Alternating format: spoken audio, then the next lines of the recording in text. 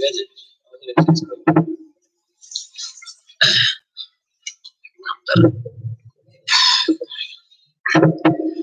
الحمد لله رب العالمين والصلاة والسلام على رسولنا محمد وعلى آله وأصحابه أجمعين. كلام.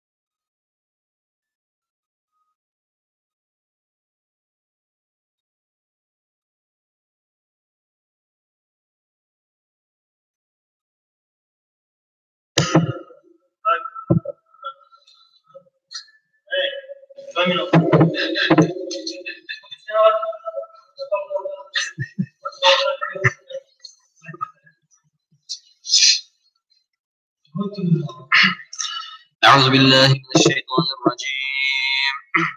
بسم الله الرحمن الرحيم. الحمد لله رب العالمين الرحمن الرحيم مالك يوم الدين إياك نعبد وإياك نستعين اهدنا الصراط المستقيم صراط الذين أنعمت عليهم غير المغضوب عليهم ولا الضالين. بسم الله الرحمن الرحيم واعلموا أنما غنمتم من شيء فإن لله خمسه وللرسول ولذي القربى واليتامى والمساكين وابن السبيل إن كنتم آمنتم بالله وما أنزلنا على عبدنا يوم الفرقان يوم التقى الجمعان والله على كل شيء قدير إذ أنتم بالعدوة الدنيا وهم بالعدوة القصوى والركب أسفل منكم ولو تواعدتم لاختلفتم في الميعاد ولكن ليقضي الله أمرا كان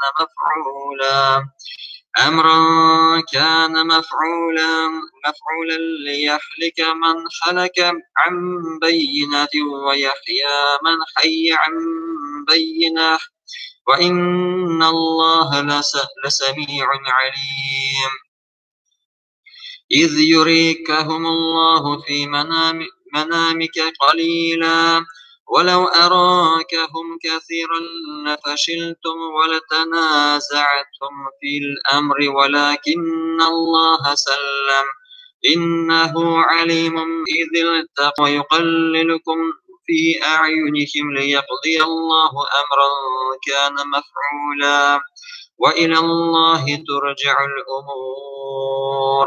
يا أيها الذين آمنوا إذا لقيتم فئة فاثبتوا واذكروا الله كثيرا لعلكم تفلحون وأطيعوا الله ورسوله ولا تنازعوا فتفشلوا وتذهب ريحكم واصبروا إن الله مع الصابرين ولا تكونوا كالذين خرجوا من ديارهم بطرا ورئاء الناس ويصدون عن سبيل الله والله بما يعملون محيط وإذ زين لهم الشيطان أعمالهم وقال لا غالب لكم اليوم من الناس وإني جار لكم فلما تراءت الفئتان نكص على عقبيه وقال إني بريء منكم إني أرى ما لا ترون إني أخاف الله والله شديد العقاب إذ يقول المنافقون والذين في قلوبهم مرض غر هؤلاء دينهم ومن يتوكل على الله فإن الله عزيز حكيم ولو ترى إذ يتوفى الذين كفروا الملائكة يضربون وجوههم وأدبارهم وذوقوا عذاب الحريق ذلك بما قدمت أيديكم وأن الله ليس بظلام للعبيد كدأب آل فرعون والذين من قبلهم كفروا بآيات الله فأخذهم الله بذنوبهم إن الله قوي شديد العقاب ذلك بأن الله لم يكن مغيرا نعمة أنعمها على يغيروا ما بأنفسهم وأن الله سميع عليم كدأب آل فرعون والذين من قبلهم كذبوا بآيات ربهم فأهلكناهم بذنوبهم وأغرقنا آل فرعون وكل كانوا ظالمين إن شر الدواب عند الله الذين كفروا فهم لا يؤمنون الذين عاهدت منهم ثم ينقضون عهدهم في كل مرة وهم لا يتقون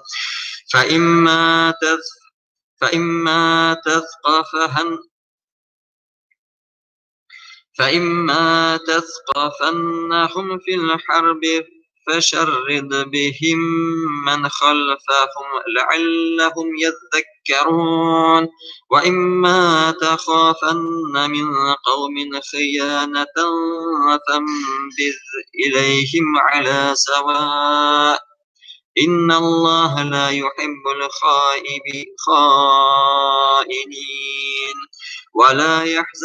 ولا يحسبن الذين كفروا سبقوا إنهم لا يعجزون وأعدوا لهم ما استطعتم من قوة ومن رباط الخيل ترهبون به عدو الله وعدوكم وآخرين من دونهم لا تعلمونهم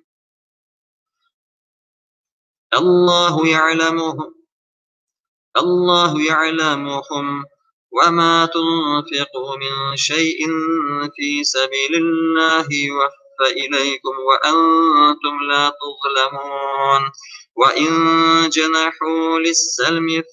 فاجنح لها وتوكل على الله إنه هو السميع العليم وإن يريدوا أن يخدعوك فإن حسبك الله هو الذي أيدك بنصره وبالمؤمنين وألف بين قلوبهم لو أنفقت ما في الأرض جميعا ما ألفت بين قلوبهم ولكن الله ألف بينهم إنه عزيز حكيم يا أيها النبي حسبك الله ومن اتبعك من المؤمنين يا أيها النبي حرض المؤمنين على القتال إن يكن منكم 20 صابرون يغلبوا 200 وإن يكن منكم 100 يغلبوا 1000 من الذين كفروا بأنهم قوم لا يفقهون الآن خفف الله عنكم وعلم أن فيكم ضعفا فإن يكن منكم 100 صابرة يغلبوا 200 وإن يكن منكم 1000 يغلبوا 2000 بإذن الله والله مع الصابرين ما كان لنبي أن يكون له أسرى حتى يثخن في الأرض تريدون عرض الدنيا والله يريد الآخرة والله عزيز حكيم لولا كتاب من الله سبق لمسكم فيما أخذتم عذاب عظيم فكلوا مما علمتم حلالا طيبا واتقوا الله إن الله غفور رحيم يا أيها النبي قل لمن في أيديكم من الأسرى إن يعلم الله في قلوبكم خيرا يؤتكم خيرا مما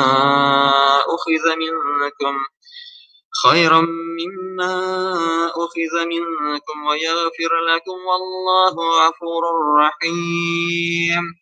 وإن يريدوا خيانتك فقد خانوا الله من قبل فأمكن منهم والله عليم حكيم إن الذين آمنوا وهاجروا وجاهدوا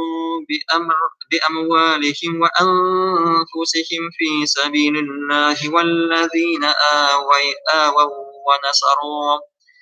والذين آووا ونصروا أولئك بعضهم أولياء بعض والذين آمنوا ولم يهاجروا ما لكم من ولايتهم من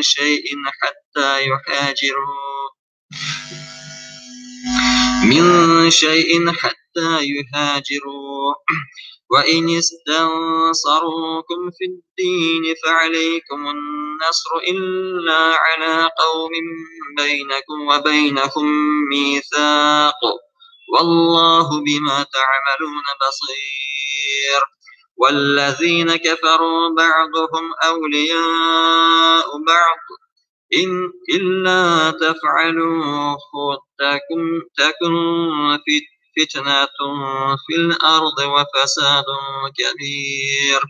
والذين آمنوا وهاجروا وجاهدوا في سبيل الله والذين آووا ونصروا أولئك هم المؤمنون حقا لهم مغفرة ورزق كريم والذين آمنوا من بعد وهاجروا وجاهدوا معكم فأولئك منكم فأولو الأرحام بعضهم أولى ببعض في كتاب الله إن الله بكل شيء عليم.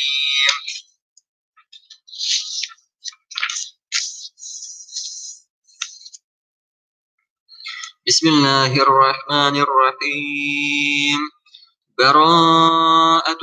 من الله ورسوله إلى الذين عاهدتم من المشركين فسيحوا في الأرض 4 أشهر واعلموا أنكم غير معجز الله وأن الله مخزي الكافرين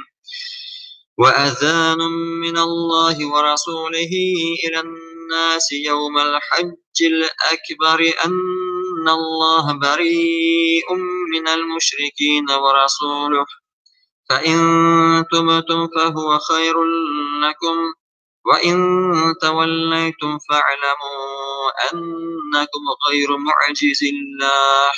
وبشر الذين كفروا بعذاب أليم إلا الذين عاهدتم من المشركين ثم لم ينقصوكم شيئا ولم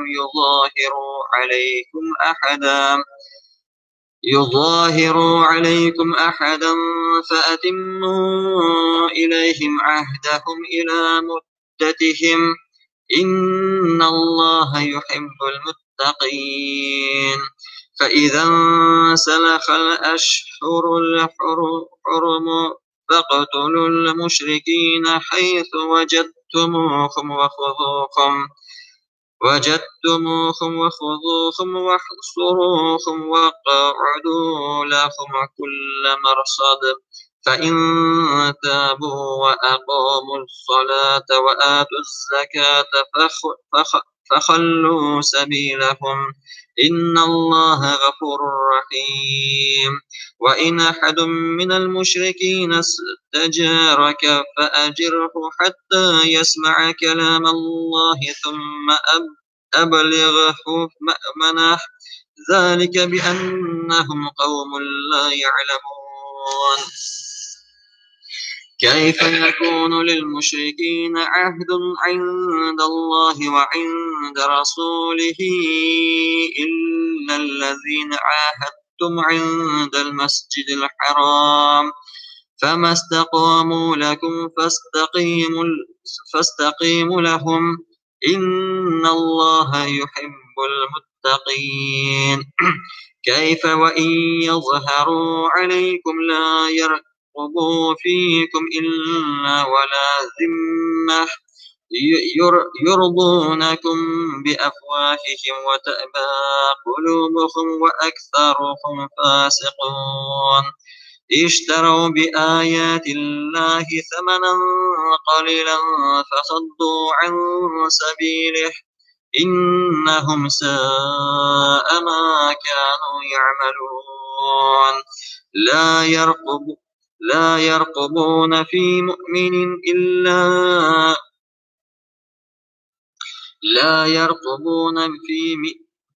لا يرقبون في مؤمن إلا ولا ذمة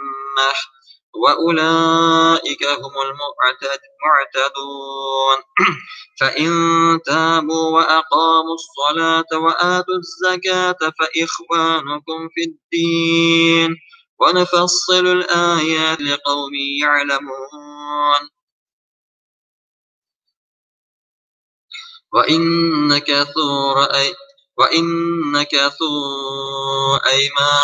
أيمانهم من بعد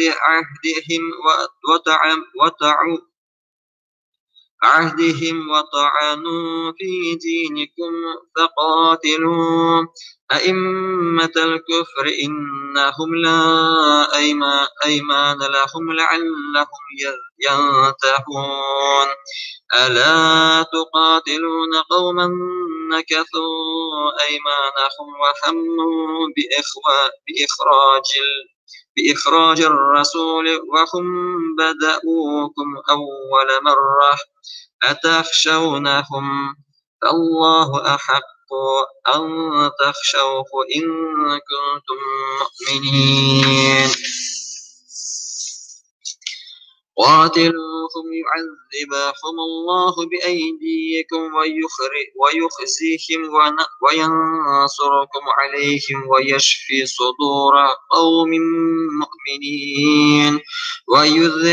ويذهب غيظ قلوبهم ويتوب الله على من يشاء والله عليم حكيم أم حسبتم أن تتركوا ولما يعلم الله الذين جاهدوا منكم ولم يتخذوا من دون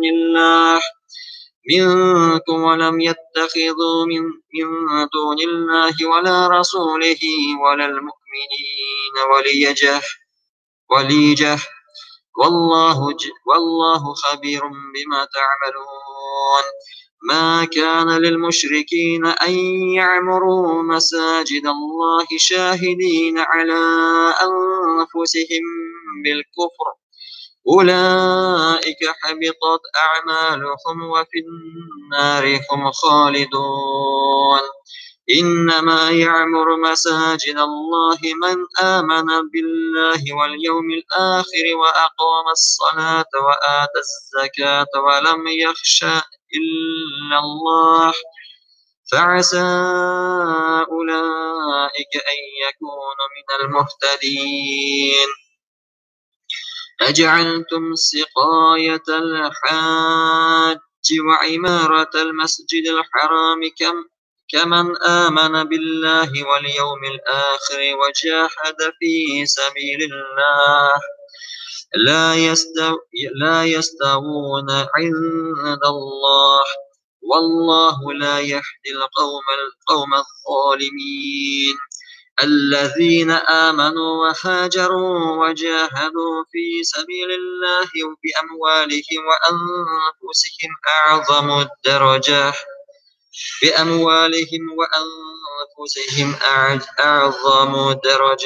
عند الله وأولئك هم الفائزون ويبشرهم ربهم برحمة منه ورضوان وجنات لهم فيها نعيم مقيم خالدين فيها أبدا إن الله عنده أجر عظيم. يا أيها الذين آمنوا لا تتخذوا آباءكم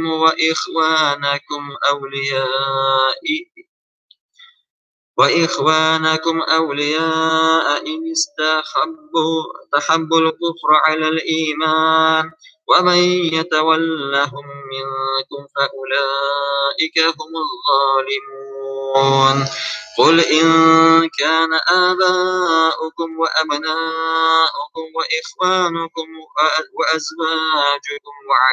وعشيرتكم وأموال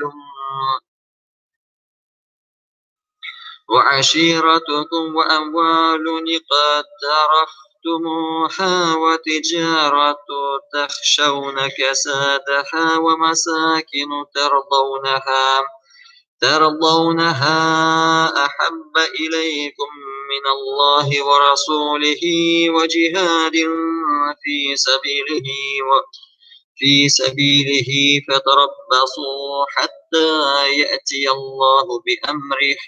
والله لا يهدي القوم الفاسقين. لقد نصركم الله في مواطن كثيرة ويوم حنين إذ أعجبتكم كثرتكم فلم تغن عنكم شيئا وضاقت عليكم الأرض بما رحبت ثم وليتم مدبرين.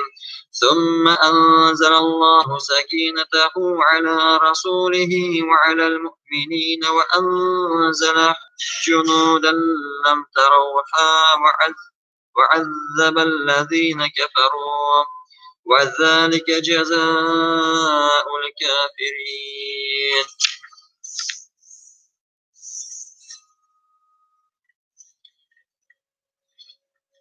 ثم يتوب الله من بعد ذلك على من يشاء والله غفور رحيم. يا أيها الذين آمنوا إنما المشركون نجس فلا يقربوا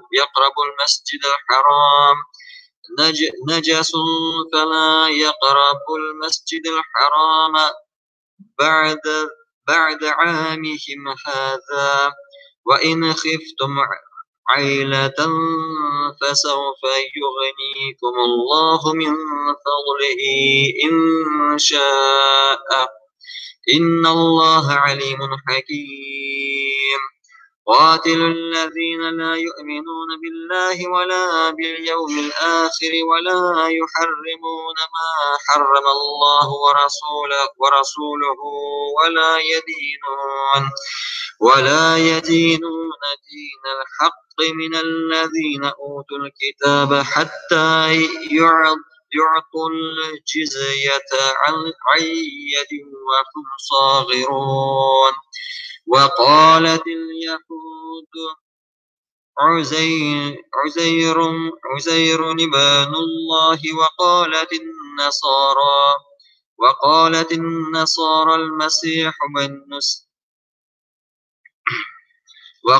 النصارى المسيح ابن الله ذلك قولهم بأفواههم يضاهئون قول الذين كفروا من قبل قاتلهم الله إنا يؤفكون. اتخذوا أحبارهم ورهبانهم أربابا من دون الله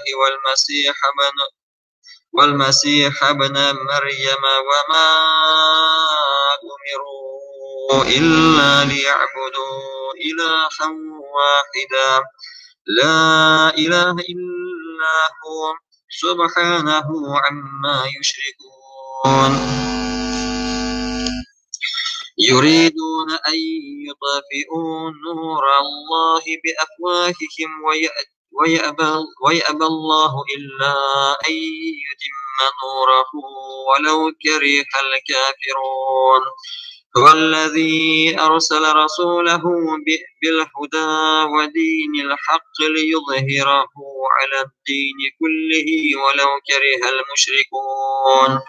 يا أيها الذين آمنوا إن كثيرا من الأحبار والرهبان ليأكلون أموال الناس بالباطل ويصدون عن سبيل الله.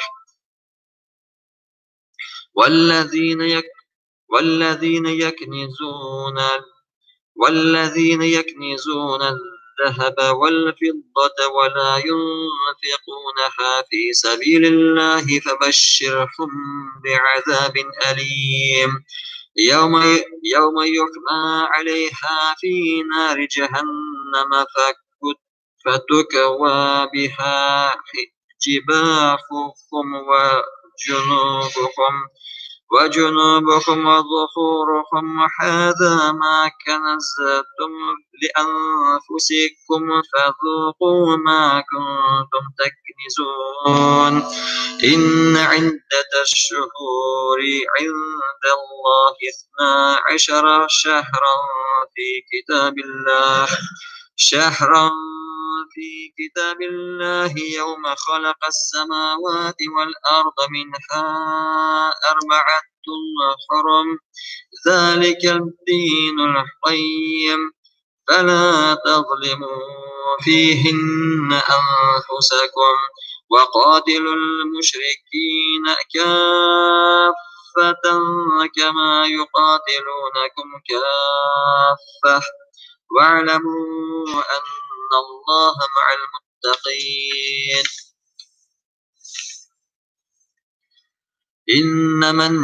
إنما النسيء زيادة في الكفر يضل به الذين كفروا يحلونه عاما ويحرمونه عاما ليواطئوا عدة ما حرم الله فيحلوا ما حرم الله زين لهم سوء أعمالهم والله لا يهدي القوم الكافرين. يا أيها الذين آمنوا ما لكم إذا قيل لكم انفروا في سبيل الله ثاقلتم إلى الأرض أرضيتم بالحياة الدنيا من الآخرة فما متاع الحياة الدنيا في الآخرة إلا قليل. إلا تنفروا يعذبكم عذابا أليما ويستبدل قوما غيركم ولا تضروه شيئا والله على كل شيء قدير. إلا تنصروه فقد نصره الله إذ أخرجه الذين كفروا ثاني اثنين إذ هما في الغار إذ يقول لصاحبه لا تحزن إن الله معنا فأنزل الله سكينته عليه وأيده بجنود لم تروها وجعل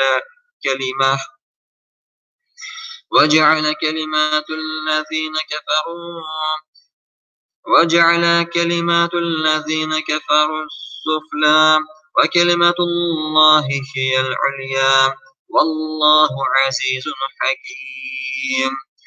انفروا خفافا وثقالا وجاهدوا بأموالكم وأنفسكم في سبيل الله ذلكم خير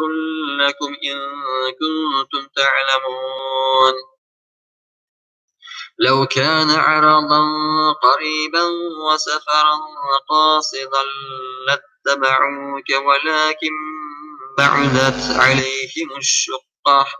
وسيحلفون بالله لو استطعنا لخرجنا معكم يهلكون أنفسهم والله يعلم إنهم لكاذبون عفى الله عنك لمن أذنت لهم حتى يتبين لك الذين صدقوا وتعلم الكاذبين لا يستأذنك الذين يؤمنون بالله واليوم الآخر أن يجاهدوا بأموالهم وأنفسهم والله عليم بالمتقين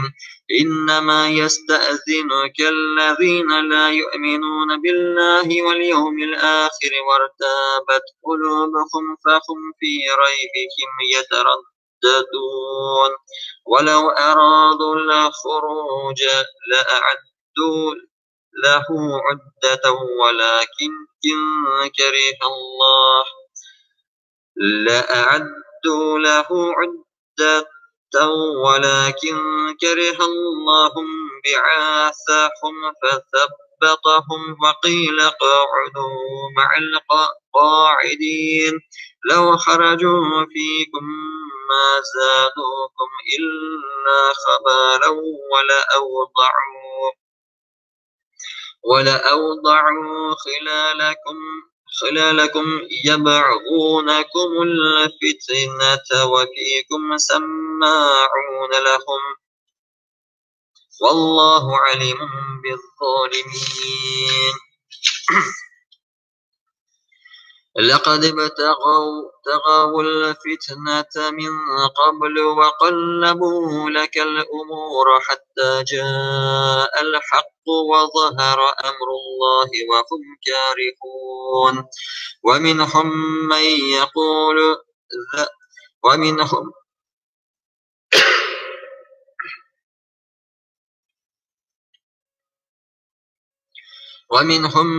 من يقول ذلي ولا تفتني ألا في الفتنة سقطوا وإن جهنم لمحيطة بالكافرين إن تصبك حسنة تسؤهم وإن تصبك مصيبة يقولوا قد أخذنا أمرنا من قبل ويتولوا وهم فرحون قل لن يصيبنا إلا ما كتب الله لنا هو مولانا وعلى الله فليتوكل المؤمنون قل هل تربصون بنا إلا إحدى الحسنيين ونحن نتربص بكم أن يصيبكم الله بعذاب من عنده أو بأيدينا فتربصوا إنا معكم متربصون قل أنفقوا طوعا أو كرها لن يتقبل منكم إنكم كنتم قوما فاسقين وما منعهم أن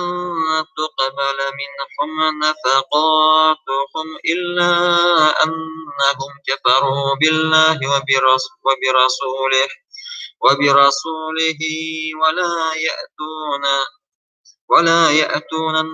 ولا يأتون الصلاة إلا وهم كسالى ولا ينفقون إلا وهم كارهون فلا تعجبك أموالهم ولا أولادهم إنما يريد الله ليعذبهم بها في الحياة الدنيا وتزهق أنفسهم وهم كافرون ويحلفون بالله إنهم لمنكم وما هم منكم إنهم قوم يفرقون لو يجدون ملجأ أو مغارات أو مدخلا لولوا إليه وهم يجمحون ومنهم من ومنهم من يلمزك في الصدقات فإن أعطوا منها رضوا وإن لم يعطوا منها إذا هم يسخطون ولو أنهم رضوا ما آتاهم الله ورسوله وقالوا حسبنا الله سيؤتينا الله من فضله ورسوله إنا إلى الله راغبون إنما الصدقات للفقراء والمساكين والعاملين عليها والمؤلفة قلوبهم وفي الرقاب والغارمين وفي سبيل الله وابن السبيل فريضة من الله والله عليم حكيم ومنهم الذين يؤذون النبي ويقولون هو أذن قل أذن خير لكم يؤمن بالله ويؤمن للمؤمنين ورحمة للذين آمنوا منكم والذين يؤذون رسول الله لهم عذاب أليم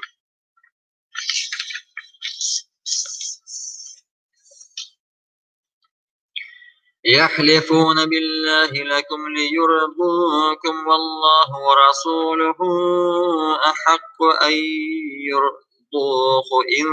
كانوا مؤمنين ألم يعلموا أنه من يحادد الله ورسوله فأن له نار جهنم خالدا فيها ذلك الخزي العظيم يحذر المنافقون أن تنزل عليهم سورة تنبئهم بما في قلوبهم قل استهزئوا إن الله مخرج ما تحذرون ولئن سألتهم ليقولن إنما كنا نخوض ونلعب قل أبي الله وآياته ورسوله كنتم تستهزئون لا تعتذروا قد كفرتم بعد إيمانكم إن نعف عن طائفة منكم نعذب طائفة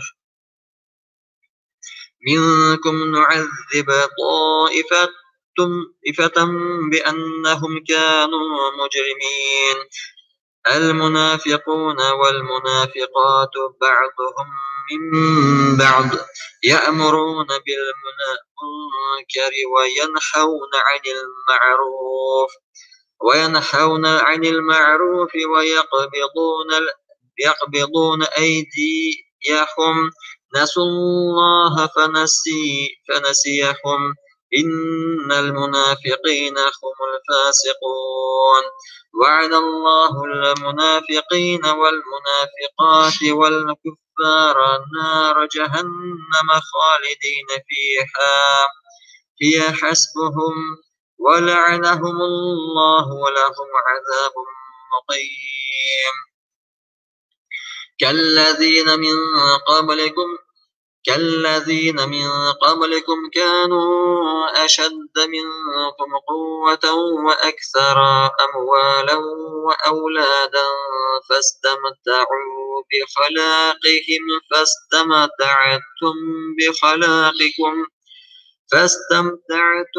بخلاقكم كما استمتع الذين من قبلكم بخلاقهم وخضتم كالذي خاضوا أولئك حبطت أعمالهم في الدنيا والآخرة وأولئك هم الخاسرون. ألم يأتهم نبأ الذين من قبلهم قوم نوح وعاد وثمود وقوم إبراهيم وأصحاب مدين والمؤتفكات أتتهم رسلهم بالبينات فما كان الله ليظلمهم ولكن كانوا أنفسهم يظلمون. والمؤمنون والمؤمنات بعضهم أولياء بعض يأمرون بالمعروف وينهون عن المنكر ويقيمون الصلاة ويؤتون الزكاة ويطيعون الله ورسوله أولئك سيرحمهم الله إن الله عزيز حكيم.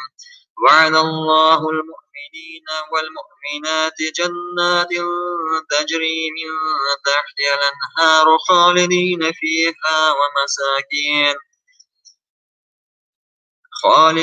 فيها ومساكن طيبة في جنات عدن ورضوان من الله أكبر ذلك هو الفوز العظيم.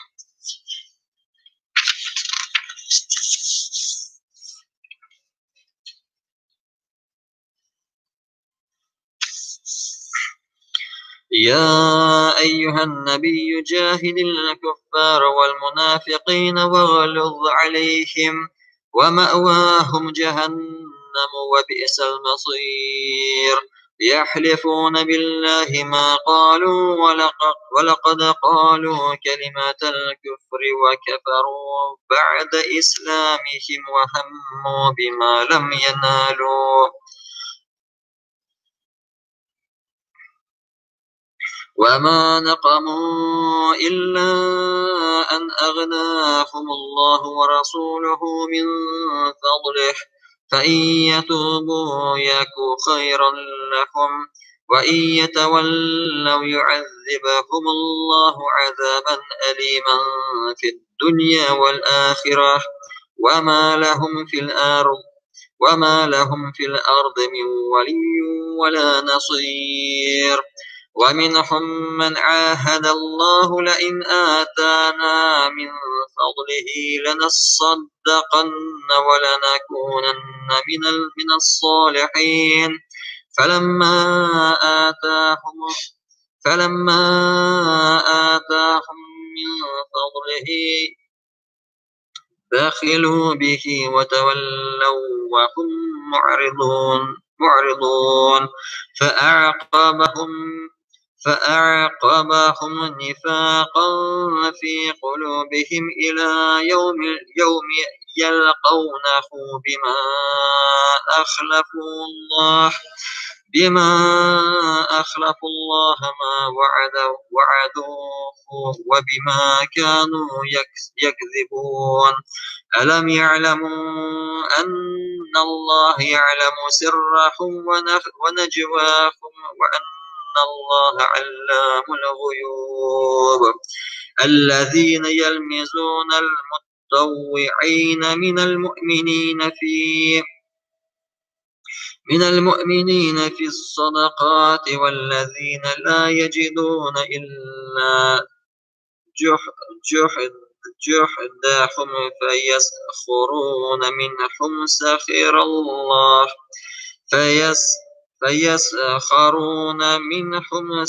الله منهم ولهم عذاب أليم.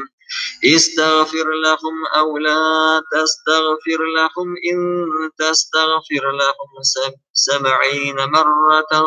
فلن يغفر الله لهم ذلك بأنهم كفروا بالله ورسوله والله لا يهدي القوم الفاسقين. فرح المخلفون طاعتهم فرسول الله وكرهوا أن يجاهدوا بأموالهم وأنفسهم في سبيل الله وقالوا لا تنفروا في الحر قل نار جهنم أشد حرا لو كانوا يفقهون فليضحكم قليلا وليبكم كثيرا جزاء بما كانوا يكسبون فإن رجعك الله إلى طائفة منهم فاستأذنوك للخروج فقل لن تخرجوا معي أبدا ولن تقاتلوا معي عدوا إنكم رضيتم بالقعود أول مرة فاقعدوا مع الخالفين ولا تصل على أحد منهم مات أبدا ولا تقم على قبره إنهم كفروا بالله ورسوله وماتوا وهم فاسقون ولا تعجبك أموالهم وأولادهم إنما يريد الله أن يعذبهم بها في الدنيا وتزهق أنفسهم وهم كافرون وإذا أنزلت سورة أن آمنوا بالله وجاهدوا مع رسوله استأذنك أولو الطول منهم وقالوا ذرنا نكن مع القاعدين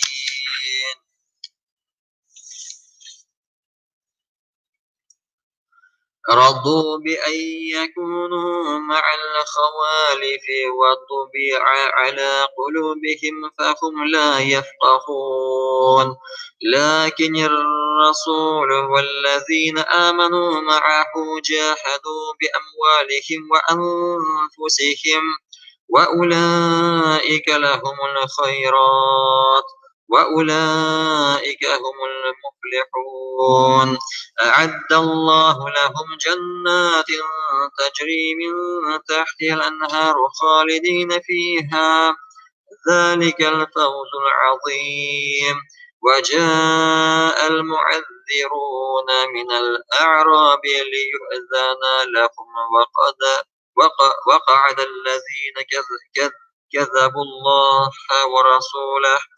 سيصيب الذين كفروا منهم عذاب أليم ليس على الضعفاء ولا على المرضى ولا على الذين لا يجدون ما ينفقون حرج إذا نصحوا لله ورسوله ما على المحسنين من سبيل والله غفور رحيم ولا على الذين إذا ما أتوك لتحملهم قلت لا أجد ما أحملكم عليه تولوا وأعينكم تفيض من الدمع حزنا ألا يجدوا ما ينفقون صدق الله العظيم سبحان ربك رب العزة عما يصفون وسلام على المرسلين والحمد لله رب العالمين